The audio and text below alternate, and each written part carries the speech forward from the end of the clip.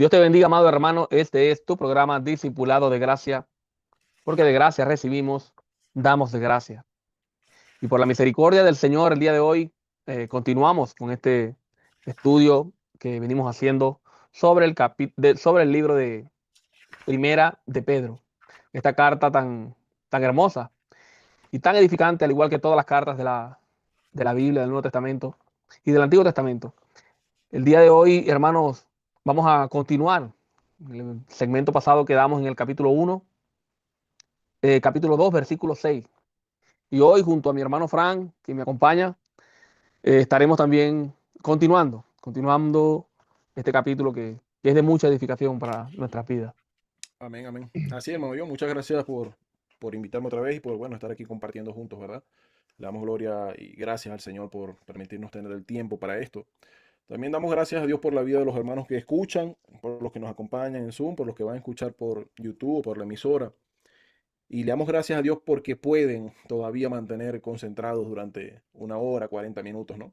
Estamos en un tiempo, hermano John, donde la gente ya no se concentra, donde las personas ya no tienen capacidad de concentrarse ni por media hora. Así que si se están quedando con nosotros por los 40, 50 minutos que estamos dando de enseñanza, de reflexión, de prédica, como usted pueda llamarlo, o tal vez un mensaje expositivo, intentamos ir, ¿verdad?, texto a texto, versículo por versículo, intentando dar la idea del autor, no nuestras ideas, sino la idea del autor, aunque siempre va a través de nuestra experiencia, ¿verdad?, nuestro conocimiento, lo que hemos aprendido, lo que el Señor nos ha permitido adquirir en el conocimiento de su palabra, pero intentamos dar la idea del autor. Y en este caso no va a ser de otra manera, ¿no? Sino intentar dar la idea de Pedro, el autor Pedro de esta carta, ¿no? Como se conoce tradicionalmente. Y bueno, pedir a los hermanos que escuchan, nuevamente reiterarles que puedan tener paciencia, ¿no? Puedan analizar, puedan contemplar, reflexionar mientras escuchan. Es algo que se ha perdido últimamente, hermano John. Estamos en un tiempo donde las personas no se paran un minuto durante 24 horas del día a reflexionar un poquito sobre la vida, sobre lo que tienen, sobre lo que no tienen, sobre lo que pasa, sobre lo que no pasa. No reflexionamos en nada. Y llegamos a veces a nuestras iglesias, llegamos a veces a estos espacios digitales donde se nos expone la palabra, donde nos enseñan o predican, no solamente nosotros, también hablo de otros hermanos que están en esta labor de enseñar, de pedagogía, ¿no? De alguna manera, pedagogía religiosa o cristiana, como usted le quiera ver. Y no tenemos el tiempo para reflexionar, ¿no? Estamos tan apurados, estamos en la iglesia y estamos pensando en las 5 horas que voy a meter de overtime o de horas extra que voy a meter en el trabajo el día de mañana, o estoy pensando en el carro nuevo que me voy a comprar el otro día, o estoy pensando en la ropa que me quiero comprar para irme a la playa, y un montón de cosas, ¿no? No nos detenemos, como dijo el Señor Jesús, mira al cielo, mira a los pajaritos. No nos detenemos a mirar los pajaritos, a mirar cómo el Señor les provee, cómo el Señor les patrocina la vida, el alimento y que nosotros valemos mucho más que ellos, dicho por la misma boca de Jesús, ¿no? Y que valemos nosotros mucho más que ellos y a veces los afanes o las cosas tan pequeñas del día a día, hermano John, nos hacen distraernos. Y venimos a estos espacios, reitero, y escuchamos la palabra, pero como dijo el mismo Señor en Mateo 13, ¿no? Viene el enemigo, vienen los afanes de la vida y se la llevan. Y eso es algo lamentable. Necesitamos reflexionar sobre eso, sobre los tiempos para meditar, ¿no? Meditar sobre la familia, sobre los estudios, los negocios, lo que estemos haciendo, ¿no? Sobre la vida, reflexionar sobre la vida, reflexionar sobre nosotros, reflexionar sobre lo que hacemos, lo que somos, lo que vivimos, ¿no? Es algo que necesitamos mucho, hermano John. Así que espero en Dios que los hermanos que vayan a escuchar, por el medio que sea, por Zoom, por YouTube, por la radio, por donde sea, puedan tomarse el tiempo de escuchar esta corta enseñanza y de reflexionar, ¿no? Que esto llegue a lo más profundo de sus corazones. Amén, amén. Bien, y sin más preámbulo, comencemos. Hermanos, sea como los hermanos de Berea, que cuando el apóstol Pablo predicaba, ellos corroboraban todo por medio de la escritura. Así que sería bueno que usted tenga una Biblia en mano, a menos que esté manejando, pero que tenga una Biblia en mano y escuche, y mientras escuche esté leyendo también. Capítulo 2 de Primera de Pedro. Vamos a comenzar desde el versículo 1, aunque quedamos en el 6, pero para retomar otra vez el hilo de lo que el apóstol Pedro viene hablando. El apóstol Pedro dice, en versículo 1 del capítulo 2, esta es la palabra que por el Evangelio os ha sido anunciada. Desechando pues toda malicia, todo engaño, toda hipocresía, envidia y todas distracciones, Desead como niños recién nacidos la leche espiritual no adulterada, para que por ella crezcáis para salvación. Si es que habéis gustado la benignidad del Señor, acercándoos a Él, piedra viva, desechada, ciertamente por los hombres, mas ante Dios escogida y preciosa. Vosotros también, como piedras vivas, sé edificados como casa espiritual y sacerdocio santo, para ofrecer sacrificios espirituales aceptables a Dios por medio de Jesucristo. Por lo cual también está contenido en la Escritura: He aquí pongo en Sión la principal piedra del ángulo, escogida y preciosa, y el que crea en él no será avergonzado. Para vosotros, pues, los que creéis, es de gran valor. Pero para los que no creen, la piedra que los edificadores desecharon ha venido a ser la cabeza del ángulo. Y piedra de tropiezo, roca de escándalo, pues ellos tropiezan en la palabra, siendo desobedientes, a lo cual fueron también destinados. Ahí Sí, podemos aquí, comenzar, hermano Fran. sí, En me el gustaría, versículo 6. sí, porque ya lo demás lo vimos, ¿no? Sí.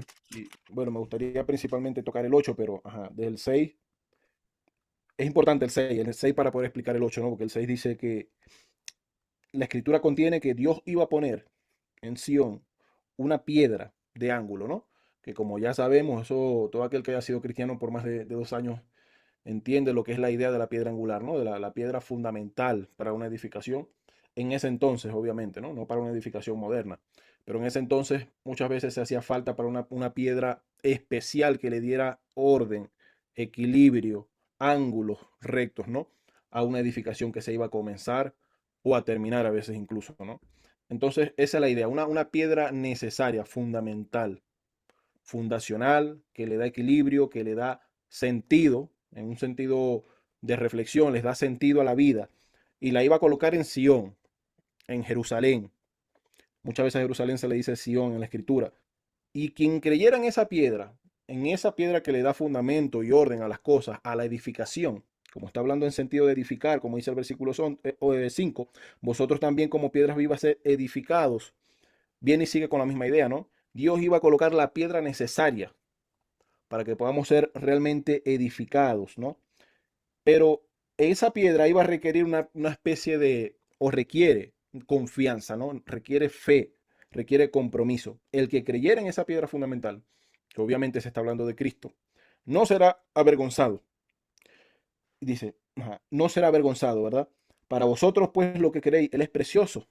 Él, Cristo, es precioso. Pero para los que no creen, esa piedra que los edificadores desecharon, ha venido a ser cabeza del ángulo y piedra de tropiezo y roca que hace caer. O sea, esta roca estaba prometida para que los que creyeran en él no fueran avergonzados.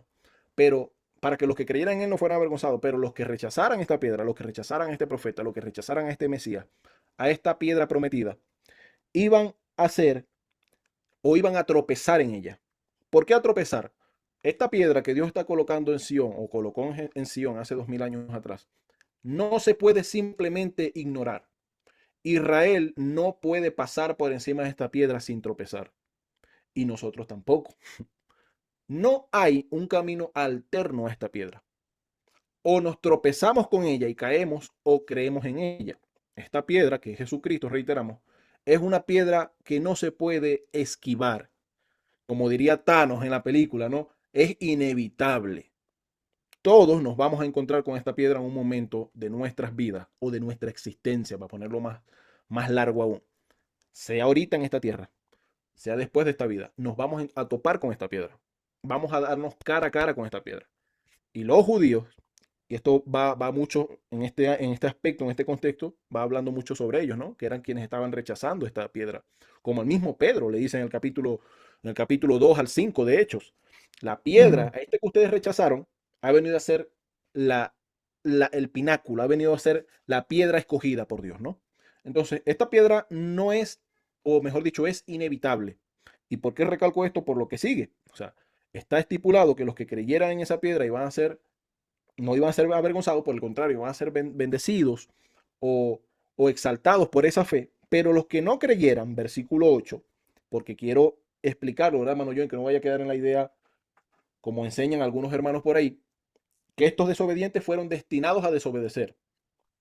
No, estaban puestos para tropezar con ella, porque se había dicho de antemano, esto es una profecía que aparece, si no estoy mal, en Isaías, se había dicho de antemano que esta piedra o creías en ella o tropezabas con ella. El que no creyera, mejor dicho, en ese entonces, en esa piedra que era Cristo, iba a tropezar y a caer. El judío no podía y no puede hoy pasar por encima de Jesús y decir y seguir diciendo, no, yo soy el pueblo de Dios, ¿no? O yo sigo siendo el elegido. No, no, no. Esta piedra es la elegida. Esta piedra es la escogida. Y los que crean en él no serán avergonzados, pero los que no crean tropezarán con él. ¿Ok? Entonces, no estaban destinados que Dios destinó a estas personas a ser desobedientes, como dice el versículo 8, ¿no? Piedra de tropiezo y roca que hace caer porque tropiezan en la palabra, siendo desobedientes. ¿En qué palabra? En esta palabra que estamos leyendo. Pero no solo en esto, en todo lo que Dios les había dicho y había prometido sobre el Mesías que venía. Y ellos tropiezan en la palabra, a lo cual también fueron destinados, obviamente. Si no iban a creer la palabra, si esto era una profecía dicha cientos de, o cientos no, cientos de años tal vez, pero varios siglos atrás de la época de Pedro, era algo que estaba destinado a pasar, que el que no creyera iba a tropezar con ella. Entonces, simplemente para quitar esa idea de que el versículo 8 esté proponiendo de que Dios destina a personas a que sean desobedientes. Esto es un pensamiento que muchas veces se esparce, ¿no?, entre las personas y parece como que lógico, uy, pero es que esta persona, si es rebelde, no se somete o no respeta a sus padres, o mira que los papás son pastores y no sé qué, y no, es una desobediencia voluntaria. Dios no manda a nadie a ser desobediente. Por el contrario, manda que todos los hombres se arrepientan y crean, ¿no? Entonces, simplemente eso. No sé si tiene algo que decir ahí, mi hermano John. Sí, me gustaría leer Mateo 21:42. Mateo 21:42. Porque sí, hay una corriente que enseña que la gente desobedece porque Dios los destinó y no les quiso, no les quiso hacer llegar su gracia o no les permitió que ellos vieran el Evangelio para que se arrepintieran.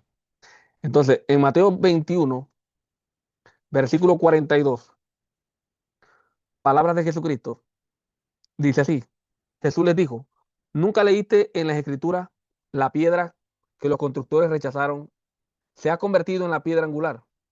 El Señor es quien ha hecho esto y es cosa maravillosa a nuestros ojos, citando el Salmo 118, que lo dice exactamente así.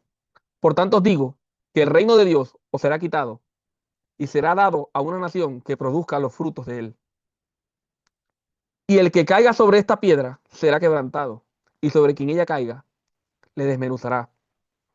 Y oyendo sus palabras, sus parábolas, los principales sacerdotes y fariseos entendieron que se refería a ellos. Jesús les dijo muchas veces a ellos que ellos no querían venir a él.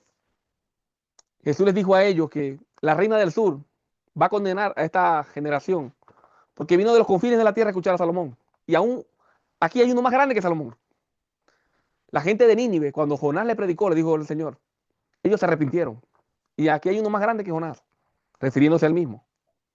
Entonces, obviamente, Cristo es la piedra que los edificadores rechazaron. El pueblo de Dios, estos fariseos, ellos rechazaron a Cristo. Y Cristo para ellos fue una piedra de tropiezo. Pero ahora Pedro está hablando en un tiempo en el cual ya Cristo murió, resucitó y está en los cielos y está repitiendo lo mismo porque se puede volver a repetir. Quien quiera que sea que está escuchando esta palabra, estás escuchando el Evangelio de Jesucristo. Este Evangelio es una piedra que puede ser para ti una piedra angular para que tú edifiques una casa sobre la roca, para que tú seas salvo, para que tú tengas una vida en Dios, para que tú tengas vida eterna. Esta roca puede significar para ti una salvación eterna, tu salvación, el perdón de tus pecados. Pero este mismo evangelio es la misma roca, se puede convertir en una roca que te va a servir de tropiezo.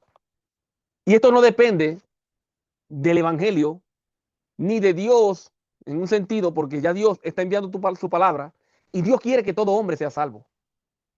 Dios quiere que tú te arrepientas. Dios te ama y te amó tanto que envió a su hijo a morir para que todo aquel que en él crea, contándote a ti, si tú crees, serás salvo.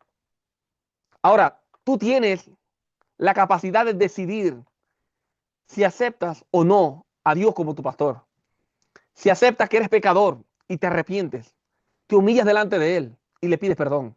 Y créeme, si tus pecados son negros como el carbón, Él los va a purificar, los va a limpiar. Él te va a limpiar y te va a dejar como blanca lana.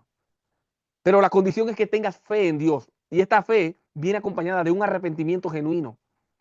Entonces, el Evangelio es una luz que llega a tu vida para que seas salvo. Esa es la intención del Evangelio. El Evangelio no viene a condenarte. La Biblia dice que de tal manera amó Dios al mundo que envió a su Hijo a morir para que todo aquel que en él crea no se pierda, mas tenga vida eterna. Porque Dios no envió a su Hijo al mundo para condenar al mundo, sino para que el mundo sea salvo por él. Pero esta es la condenación del mundo, que la luz vino a ellos y el mundo amó más las tinieblas que la luz. Todo aquel que se va al infierno es porque rechazó el Evangelio, rechazó la luz, rechazó la palabra de Dios, rechazó a Cristo. Y esta piedra angular, esta roca que es Cristo, en vez de ser una roca para edificación de tu vida eterna, viene siendo una piedra de tropiezo. Porque tú mismo te condenas al rechazar el Evangelio. La luz vino al mundo, pero el mundo amó más las tinieblas que la luz. Esta es la condenación del mundo, que el mundo rechaza el Evangelio. Pero la intención de Dios nunca fue condenarte, nunca, sino salvarte. Y este versículo, hermano, va más allá de lo que nosotros podemos ver. Pensemos, meditemos, reflexionemos. ¿Qué hemos hecho con lo que Dios nos ha enseñado? ¿Qué hemos hecho con lo que hemos aprendido acerca de Jesucristo? ¿Qué hemos hecho con este conocimiento espiritual, glorioso, hermoso, de que Dios envió al único Hijo a pagar en mi lugar? ¿Será que si yo pisoteo esa sangre por la cual si yo pisoteo la sangre del Hijo de Dios, ¿cuál cree usted que puede ser mi condenación o la condenación de usted en caso de que usted lo rechace? Hermano, Dios no tiene hijos neutros. Dios nunca trabaja con un neutro, con tibios. En el Apocalipsis dice, o eres frío o eres caliente, porque el tibio yo lo vomito de mi boca. Así de feo lo dice, pero es una verdad. Es una verdad. Dios no salva a los Judas. No, hermano. Judas fue un hombre que se arrepintió de mentira. No es un arrepentimiento, no era el arrepentimiento que Dios pedía. Y él fue y regresó las monedas y todo. Pero hermano, tenemos que dar el paso. Nosotros tenemos que arrepentirnos de verdad. Arrepentirnos de verdad. Y que esta roca no sea de tropiezo en nuestra vida. El Evangelio llega a ti para salvarte, no a condenarte. Pero si tú rechazas el Evangelio, no hay otro camino. Solamente hay un camino al cielo. Y es Cristo, tener fe en Él y arrepentirnos. No hay otra opción. No hay un mañana, no que mañana me arrepiento, que no sabemos si mañana vamos a estar vivos. No sabemos, hermano. Si hoy escucháis su voz, no endurezcas tu corazón. Hermano Frank, vamos por el versículo. Amén, sería el 9, ¿no?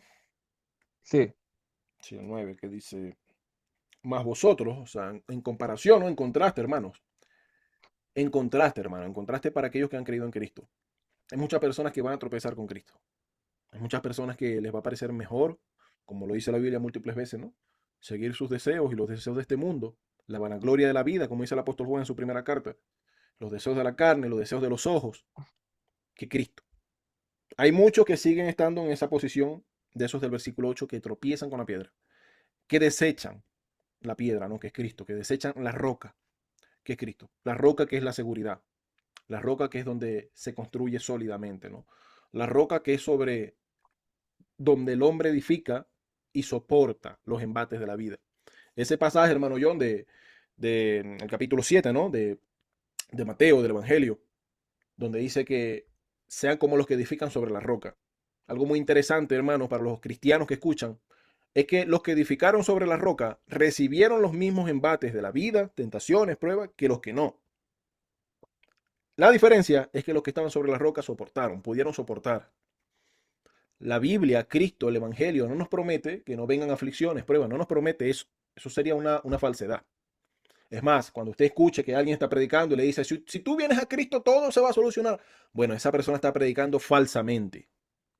Por ignorancia, por interés, no lo sé. Ahí solo lo sabrá esa persona y Dios. pero está diciendo algo que es falso, porque el mismo Cristo, el Señor, que es Dios encarnado, según lo que creemos como cristianos, dijo que en el mundo tendrán aflicciones. Dijo que seríamos aborrecidos. Claro, es algo que no vemos quizá nosotros aquí, esta parte del mundo, ¿verdad? Por las leyes que gracias en gran medida al cristianismo tenemos de libertad religiosa, libertad de conciencia, pero que muchos hermanos hoy viven en carne propia el hecho de que serán aborrecidos por todas las gentes del mundo.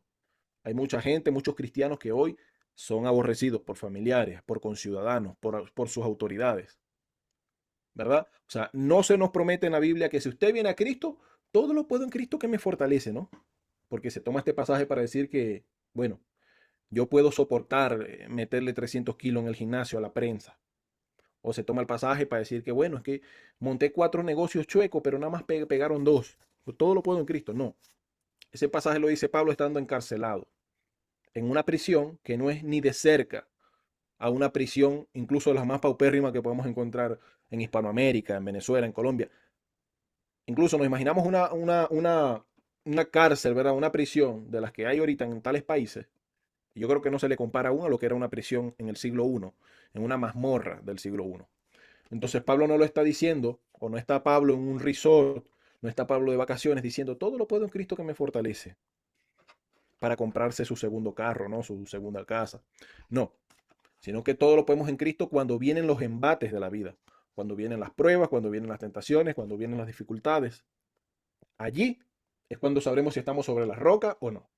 Si nosotros cada vez que vienen las pruebas somos movidos fácilmente a apartarnos del Señor y dejamos botado Biblia, iglesia, congregación, todo, es porque probablemente tenemos nuestra edificación sobre la arena, como dijo el Señor, y no sobre la roca.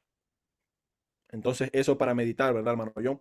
En contraposición con eso, en contraste con estas personas que son desobedientes a la palabra, como dice el versículo 8, ustedes, los que han creído, son un linaje escogido. Son un linaje escogido para Dios. Son un real sacerdocio. Son una nación santa. ¿Para qué? ¿Para qué? ¿Para qué somos todo eso, no? O sea, y esto es algo, hermano John, como lo decía usted ahorita, o sea, ¿para qué somos cristianos, no? O sea, ¿a qué nos llama el Señor? Aquí dice que somos un linaje escogido, un real sacerdocio, una nación santa, un pueblo adquirido, un pueblo comprado, podríamos decir. ¿Y quién nos Adquirido, compró? Dios. adquirido para posesión de Dios. Adquirido para posesión de Dios. O sea, no es que, y lo dice, también lo dice Pablo, ¿verdad? En el capítulo 6 de la primera carta de Corintios, si no me equivoco. O sea, hemos sido adquiridos, comprados de alguna manera, obtenidos por Dios, por su sangre, obviamente. ¿Para qué? Para Para que llevarnos al anunciemos, cielo. Frank, para ¿para llevarnos qué? al cielo. Para llevarnos al cielo. No parece que el pasaje Para dice que. para que anunciemos, Ok. para que anunciemos las virtudes, para que hablemos de las virtudes de lo que el Señor ha hecho, de aquel que nos llamó, de las tinieblas a su luz admirable, ¿no? Entonces, lastimosamente, vivimos un tiempo donde sí hay muchas redes, hay muchas maneras, pero no estamos anunciando las virtudes de aquel que nos llamó, de las tinieblas a su luz admirable. No estamos anunciando sus virtudes. Anunciamos de pronto que, y reitero, y lo digo tantas repetidamente, porque es algo que pasa. Hablamos de que, bueno, me compré más ropa, de que Dios me bendijo, de que me compré un Rolex, de que tengo el último teléfono. Hablamos mucho de eso. Y lastimosamente muchos púlpitos. Se echa chistes, se echan pantomimas. Me compré esto, Dios me bendijo con lo otro. Pero no estamos anunciando las virtudes de ese que nos llamó. No todas las iglesias, obviamente, no lo puedo generalizar. Pero en muchas congregaciones, hermano, nada más basta meterse un rato en TikTok y escuchar predicaciones y usted ve que gran cantidad de disparate que se habla, pero no anunciando las virtudes de ese Dios que nos ha sacado del mundo de las tinieblas, de la oscuridad, a su luz admirable, ¿no? No sé, hermano, yo si tiene algo que decir ahí. No, yo creo que ya con esa explicación que está dando es suficiente. Pero antes de seguir el siguiente versículo, yo quisiera recordarle a los hermanos a quién iba dirigida esta carta, para que vea que la carta no solamente nos pega, les pega a ellos, a los receptores directos de la carta, sino también a nosotros. ¿Por qué? Porque no somos judíos, somos gentiles. Y la carta, en el versículo 1, Pedro dice, apóstol de Jesucristo, a los que viven como extranjeros esparcidos por el Ponto, Galacia, Capadocia, Asia, Bitinia, elegidos según la presencia de Dios. Aquí hay personas que son judíos y otros que son en su mayoría gentiles. Y los judíos que hay, la mayoría también son despatriados por lo que había sucedido. Eh, en el versículo 11 del capítulo 2, Pedro dice, versículo 10, perdón, dice, los que en otro tiempo no erais pueblo, pero que ahora sois pueblo de Dios. Los que en otro tiempo no habíais alcanzado misericordia, pero ahora habéis alcanzado misericordia. Los que en otro tiempo no eran pueblo, hoy son pueblos de Dios. Pablo dice también en Romanos, como se dijo en Oseas, a donde se dijo, este no es mi pueblo, se le dirá, este es pueblo mío. Y a la no amada, amada. El apóstol Pedro también usa esta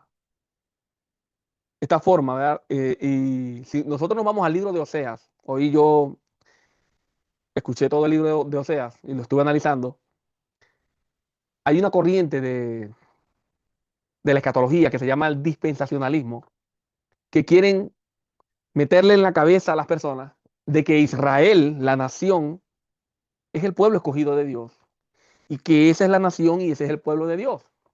Ese pueblo que está ya de guerra en guerra, matando y siendo también agredido, porque no vamos a decir que no. Pero ese pueblo que tiene de todo, menos los pasos de Cristo en su vida. Creen en todo menos en Jesucristo. En su mayoría, y en especial sus líderes, dicen que Cristo está en el infierno, quemándose, y me da pena decir la palabra, estiércol caliente en el infierno. Allí está Cristo, allí está Jesucristo, según ellos. Esta corriente dispensacional quiere meterle en la cabeza a la iglesia que ese es el pueblo de Dios. Y estos son textos como el de Osea, que Pedro está citando aquí también, donde se dijo, este es mi pueblo, este no es mi pueblo, se dirá, este es mi pueblo. Y a la que se le dijo no amada, se le dirá amada mía. Ahora, Oseas lo utiliza para Israel. Le dice, a ti Dios te desecha, a Israel no la quiero, ya no la amo. Y después se le va a decir que la amo. El problema es que cuando Pablo da la interpretación de este versículo, de esta profecía, dice que Dios se estaba refiriendo a los gentiles. O sea, que nosotros somos parte de esa profecía. Y que el verdadero pueblo de Dios es todo aquel que cree en Jesucristo, sea de la nación que sea. Y que todo aquel que no cree en Jesucristo no es pueblo de Dios. Y aquí el apóstol Pedro, en el versículo 10 dice, al que en otro tiempo no erais pueblo, pero que ahora veis, ahora sois pueblo de Dios, que en otro tiempo no habías alcanzado misericordia, pero ahora habéis alcanzado misericordia. Esto Pedro se lo está diciendo a nosotros, la iglesia. Y por supuesto, dentro de la iglesia tenemos muchos israelitas que han creído en Jesucristo. Y ejemplo tenemos claro, los apóstoles, Pablo, y muchos, miles y miles de israelitas creen en Jesucristo. Versículo 11, Pedro dice, amados, yo os ruego por como extranjeros y peregrinos que os abstengáis de los deseos carnales que batallan contra el alma, manteniendo buena vuestra manera de vivir entre los gentiles, para que en lo que os, os calumnian como malhechores, glorifiquen a Dios en el día de la visitación. Comenzamos a hablar ahí, Fran. Sí, sí, solamente quería mencionar algo sobre el versículo 10, ¿no? De que Pedro da razones, ¿no? Él dice, bueno, usted anuncie las virtudes de Dios y luego dice, ustedes en otro tiempo no eran pueblo, pero ahora son pueblo de Dios. Ustedes en otro tiempo no habían alcanzado misericordia, pero ahora han alcanzado misericordia. Y reflexionar en eso, hermanos, porque a veces somos muy mal agradecidos, ¿verdad? O sea, estamos en Cristo, vemos lo que el Señor ha hecho, tantas cosas que Dios nos ha dado, y precisamente reflexionando en eso, teniendo eso en mente, es que Pedro pasa lo siguiente, ¿no? Vivan de buena manera. O sea, reflexionando que el Señor ha sido tan bueno con nosotros, que antes no teníamos esperanza, ahora tenemos esperanza. Hermanos, y quizás eso parezca a veces cuando estamos en medio de las tribulaciones, o tal vez por el materialismo rampante que vivimos hoy en día, ¿no? Eso parezca poca cosa. Hablar de esperanza, hablar de que soy familia de Dios, de que tengo Dios. Y se habla tanto de Dios y todo el mundo cree en Dios, ¿no? Y todo el mundo, hasta como dice Santiago, hasta el diablo cree y tiembla. y como que nos parece normal hablar de Dios, de que yo tengo mucha fe en Dios, en Diosito, en mi papito Dios, ¿no? En Jesuito, como dicen, y tenemos este temor irreverente, o mejor dicho, esta falta de temor irreverente para con Dios, y esta falta de seriedad para con Dios, y tenemos este amiguismo con Dios, ¿no?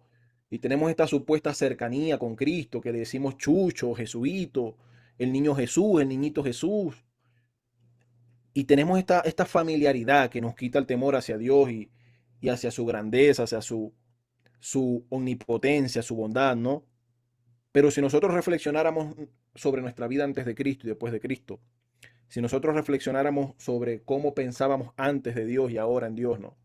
Eso nos daría mucho alimento, eso nos daría mucha gasolina para uno hacer estas cosas que ahora Pedro manda, ¿no? O ruega de una manera apostólica. Yo le puse aquí en la nota, ruego apostólico. O sea, Pedro, el apóstol de Jesucristo, o uno de los apóstoles de Jesucristo, que lo vio caminar sobre las aguas, que lo vio levantar muertos, que lo vio levantar, sanar a paralíticos, a ciegos, multiplicar panes por miles. Viene y le dice a esos hermanos que le leen, les ruego, hermano, amados, os ruego, yo os ruego como a extranjeros y peregrinos, como si ustedes no fueran de aquí, que es algo que los primeros cristianos tenían muy presente. Y por eso mismo no iban al anfiteatro donde se mataban los gladiadores. Por eso mismo se abstenían de ir a meterse a los baños públicos donde andaban Raimundo y todo el mundo desnudo. Por eso mismo se abstenían de trabajar como actores, ¿no? Que muchas veces les tocaba hacer diversos personajes obscenos casi siempre. En una cultura pagana no iba a haber un humor sano. Y ellos se abstenían de tantas cosas, incluso en detrimento de sus trabajos, de sus empleos, porque ellos se consideraban que no eran de este mundo, hermano yo. Ellos se consideraban advenedizos, peregrinos, extranjeros en esta tierra. Pero nosotros hoy nos sentimos tan bien en esta tierra, nos sentimos tan parte de esta vida, que la Biblia nos parece contraria. Es más, yo lo estoy diciendo y la gente pensará, pero este loco que está hablando. Y la Biblia nos llama exactamente a eso, a considerarnos como extranjeros, como peregrinos. Como dice Pablo en Colosenses 3, pongan la mirada arriba, en las cosas de arriba, en Cristo, donde está escondida vuestra vida. Pero nos sentimos tan bien, la iglesia se ha conformado tanto a este siglo, que pasajes como este, que pasajes como el que leíamos en Romanos 12, no os conforméis a este siglo. No, ya estamos conformados. Y Hablar de no, hablar de no conformarnos es un disparate para los cristianos hoy en día. sí, es antiguo, antiguo, Ujú. antiquísimo. Mira, yo leo eso, ¿no? Y me pongo a meditar. Yo medito en tantas cosas que nosotros estudiamos acerca de Dios, de la Biblia, que las confesiones de fe, que los calvinistas, la soteriología, la esencia de Dios, que es la unión hipostática de Cristo, y tanta teología, tanto griego y tanto arameo y hebreo, siríaco, sicario, hay de todo. Hay de todo. Pero, entonces, Hay de pero todo. mire, personas, hermanos, que estudian tanto la Biblia, que, bueno, todos nos involucramos en esto. Todos queremos aprender las profundidades de la Biblia, de la palabra. Y un mandamiento tan sencillo, hermano. Sí, tan evidente, ¿no? Que Amados, no necesita cuatro diccionarios, ¿no? Está ahí, miren, hermano. hermano, no es que dice Está clarito. amados, versículo 11, yo ruego como extranjeros y peregrinos que os abstengáis de los deseos carnales que batallan contra el alma. Y todos los días buscamos leer la Biblia, ¿verdad? Y orar, leer y buscar la manera de crecer en Cristo. Y Pedro nos está dando una clave de manera clara: abstenernos de la carne, abstenernos de los deseos carnales que son los que batallan con nuestra alma. Leer la Biblia es importante y es obligatorio de todo cristiano. Leer la Biblia es necesario, no solo de pan vive el hombre. Pero hermano, no hay nada contra el alma más grande que el pecado. Y la única forma, la primera forma que nosotros tenemos es poner de nuestra parte y abstenernos de los deseos carnales, escuche, que batallan contra nuestra alma. Esas cositas sencillas, que parecen sencillas entre paréntesis, que no parecen tan malas. Esos vicios, porque tenemos a veces vicios. Yo a veces veo personas que, hermano, no se dan cuenta del daño que le puede hacer un teléfono, un mal hábito. Cómo un mal hábito puede hacer crecer sus deseos carnales. sus deseos carnales. Yo veo a mis amigos en el trabajo, cómo se muestran en el teléfono. Usted sabe más o menos qué es lo que se está mostrando en el teléfono. Y empiezan y se les abren los ojos, se les ponen así. Y yo, ay, un telefonito. Y ellos no saben que esos deseos que se les despiertan por estar mirando a esas mujeres es un deseo que es contra su alma. Y muchas mujeres cristianas, Contra su alma, contra su bolsillo, contra contra sus hijos, todo, contra la contra familia, contra todo. Y contra muchas uno mujeres mismo. cristianas evangélicas no hayan que hacer para mostrar sus cuerpos también, para batallar contra las almas de los hermanos. Luchando, haciendo lo que sea para mostrar sus pechos, para mostrar sus, como dice el líder, las puntas de bala. Sí, sí, sí. Hermano, pero este es serio, en verdad. Y es un versículo clarito, simple. Aquí no hay que ser científico, ni teólogo, ni saber hebreo, griego, arameo, siriaco, latín, nada. Que os Oh, atengáis, que os atengáis de los deseos carnales. Y si Dios le está hablando, a todos nos está hablando así, tenemos nosotros también que tratar de no ser tropiezos para otros en cuanto a esos deseos carnales. Y no solamente del sexo. Hay muchos deseos carnales. sí, sí, Hay muchas cosas. muchos. Cada uno de nosotros sabe cuál es el talón de Aquiles que tenemos. Cada uno de nosotros tiene un talón de Aquiles. Y sabemos a dónde, en qué lugar no debemos acercarnos. Porque como dice Santiago, Dios no tienta a nadie, sino que cada uno de nosotros es atraído conforme a su propia concupiscencia. Así Ese es. deseo que lo mata, ese deseo que lo domina. Cada uno de nosotros. No es el diablo que te empuja. Cada uno de nosotros tiene un talón de Aquiles. Y nosotros sabemos, todos nosotros sabemos cuál es ese talón de Aquiles, cuál es ese deseo del cual debemos cuidarnos más que de todos los deseos, de todos los demás. Cuídese. Pablo decía, huí de la fornicación. No decía, sopórtate, acércate, pero no hagas nada. No, huí de la fornicación. Huye de todo lugar, de toda persona que tú creas que para tu alma sea un peligro. Amén. Así es. Y muchas cosas, ¿no? Ahí podríamos desviarnos y sacar ese paréntesis y hablar de todas esas cosas. Pero hermano, como dice el hermano John, y creo que el que lea la escritura sabrá más o menos a qué le dicta el Señor y el Espíritu Santo lo guía, ¿no? Sobre cuáles son esos deseos que batallan contra su alma. Hoy en día, obviamente, estamos en una sociedad hipersexualizada. Hace años atrás, los noviecitos tenían que bregar, trabajar para que su novia le mandara una foto o mostrar una foto, una cosa. Hoy en día, hoy en día todo el mundo monta fotos en Facebook, en Instagram, por donde sea, sin problema, sin necesidad de que nadie se la pida, porque ya se ha normalizado, o sea, el estándar ya se ha bajado más.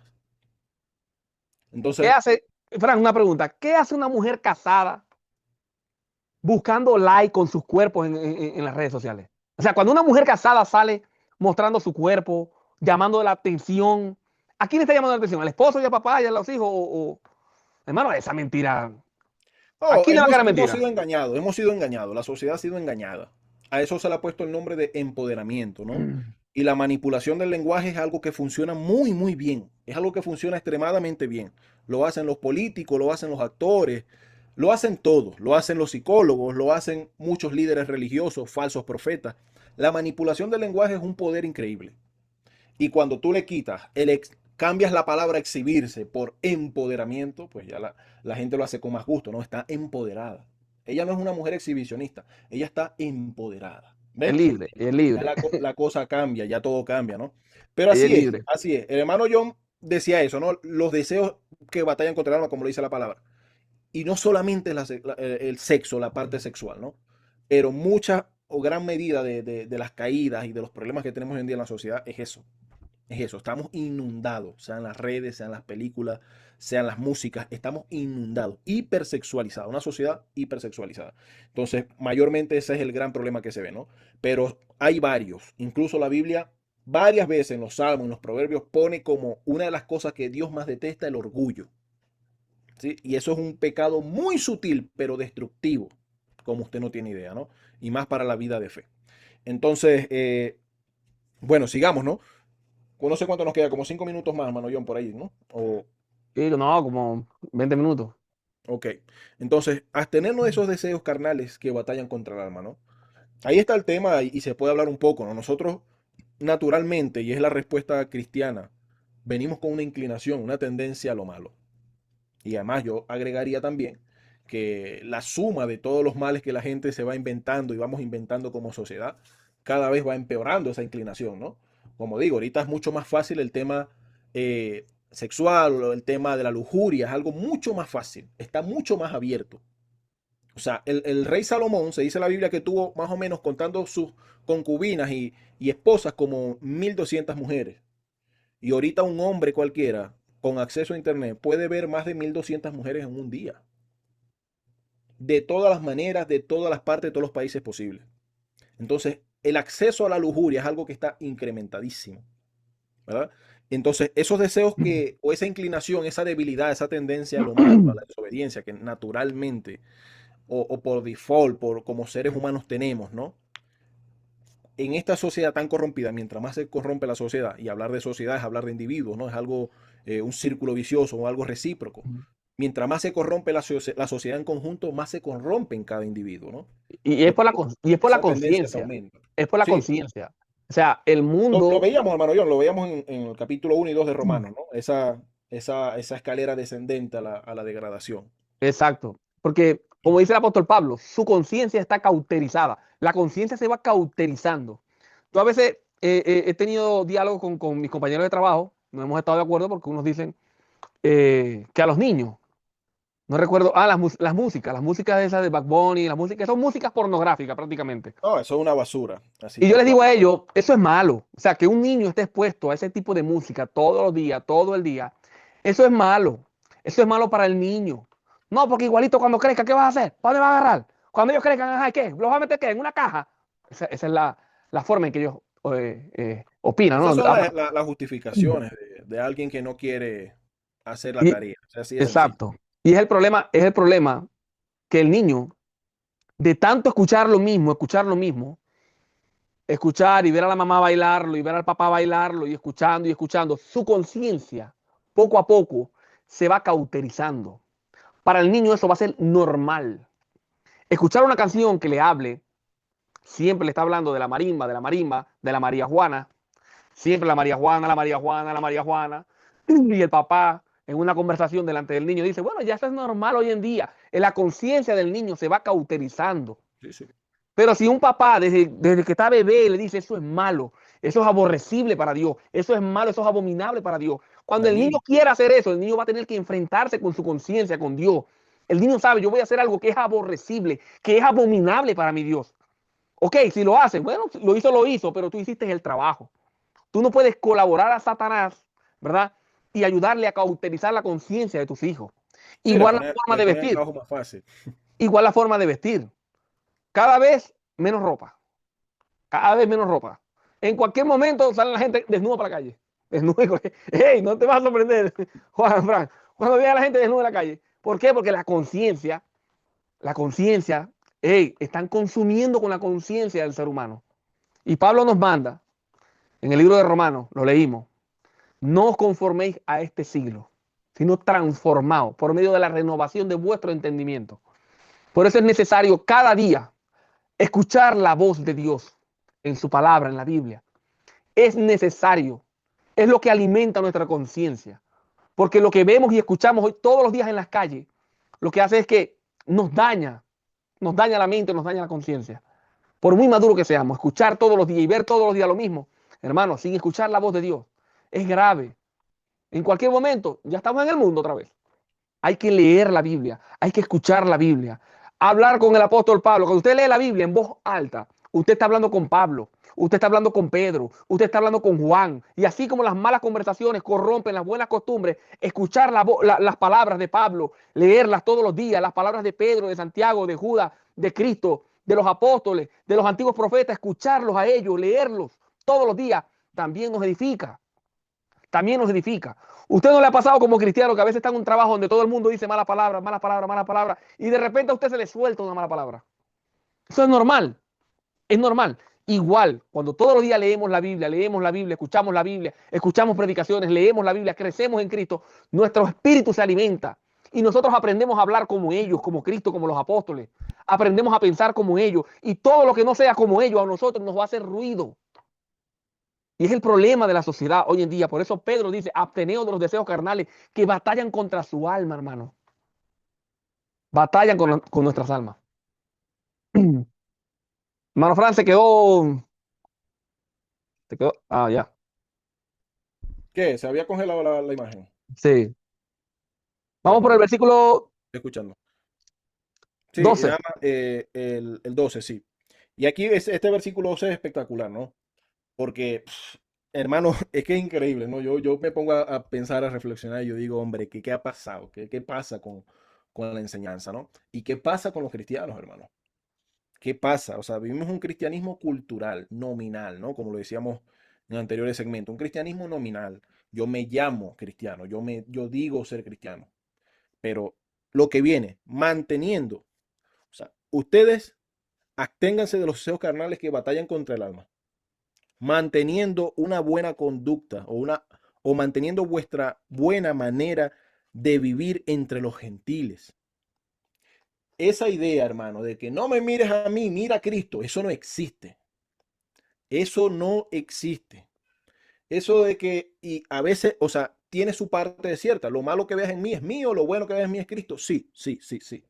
Muy bonito. Pero el llamado es que a usted siga las pisadas de Cristo. El llamado no es que usted diga, no me mires a mí, mira a Cristo. Si la iglesia te falló, Cristo no es así. No, no, no, no, no, no.